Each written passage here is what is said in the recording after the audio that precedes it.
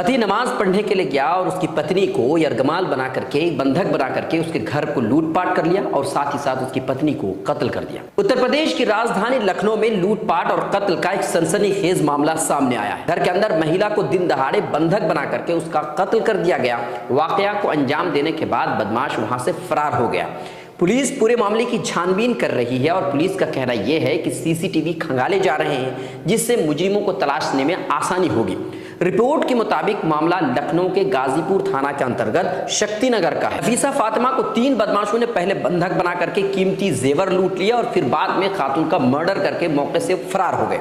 जब बदमाशों ने लूटपाट और कत्ल का यह वाकया अंजाम दिया, उस वक्त नफीसा के पति नमाज पढ़ने के लिए मस्जिद गए हुए थे। काबिल गौर बात यह है कि गाजीपुर थाना के लेखराज चौकी, जहां पर 24 घंटे पुलिस तैनात रहने की दावा किया जाता है, उससे सिर्फ 500 मीटर की दूरी पर यह हादसा हुआ है। नफीसा के शौहर नमाज पढ़ने के लिए गए हुए थे तो बदमाश घर में दाखिल हुए और बुजुर्ग नफीसा फातिमा को बंधक बना लिया।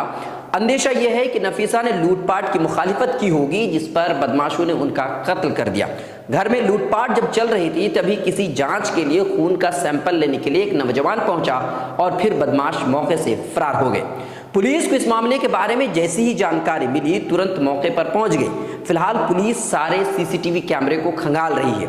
उम्मीद जताई जा रही है कि बहुत जल्द ही बदमाशों को गिरफ्तार किया जाएगा।